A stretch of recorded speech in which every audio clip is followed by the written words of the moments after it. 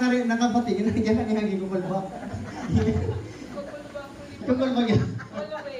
Yan na, naramdaman ko na kung anong feelings ni Sister Dingging. Amen?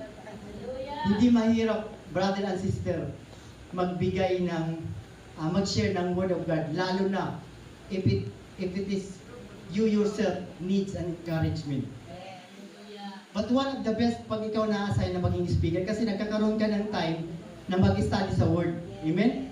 Habang binabasa mo yung message mo, alam mo kung sinong unang natatamaan? Amen.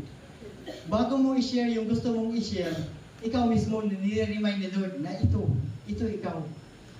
Kaya pag sumimba tayo, huwag natin, dapat pag sumimba daw tayo, dapat isipin natin parating na dapat disan ni Lord yung message para sa akin. Hindi yung disan ni Lord, dapat hindi ako matamaan ng message. Parang Matrix ba, sabi ni Sister Jules. Umiiwas na. Nakapanood siya ng movie ng Matrix na kahit anong baril sa kanya, hindi siya natatamaan. Dapat walang ganito dito. Dapat pag sumimba tayo, Lord, dapat disan di pag sino mang magmensahe, dapat yung message niya para sa akin. Dapat ganun tayo. Kung gusto kang baguhin ng Lord, dapat i-pray mo na lagi tayong tamaan ng Word. Because the Word of God will continue to mold us. It will continue to give us wisdom every day.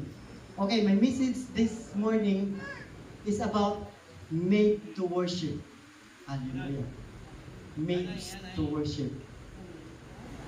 Amen? Yung message kanina ng kanta, di ba? Napakabuti mo. Mabuti ba ang Diyos? Yes! Amen. Di ba lahat ng bagay o lahat ng bagay na nasa iyo, ma-cellphone man yan, madamit, masapatos, may pinanggagalingan yan. Tama? Hindi yan basta-basta na lumabas na lang, tapos sinuot mo o ginamit mo. Kahit yung cellphone, lalo na yung latest ngayon, na iPhone, mayroong gumawa niyan. Naniniwala ba kayo na lahat tayo dito ngayon nakaupo, may gumawa sa atin? At anong purpose? Bakit tayo ginawa ng Diyos? Amen? He made us to worship God. But you know what, brother and sister? You cannot say that words unless you knew Jesus. Kasi dati, gaya din tayo sa ibang, yung mga nakikita natin na normal lang yung life.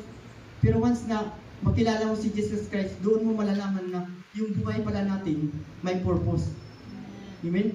Akala ko noon yung buhay lang, mabuhay ka lang, mag-aral, magtrabaho, mag-asawa, tumanda, mamatay. Yun lang ba ang buhay?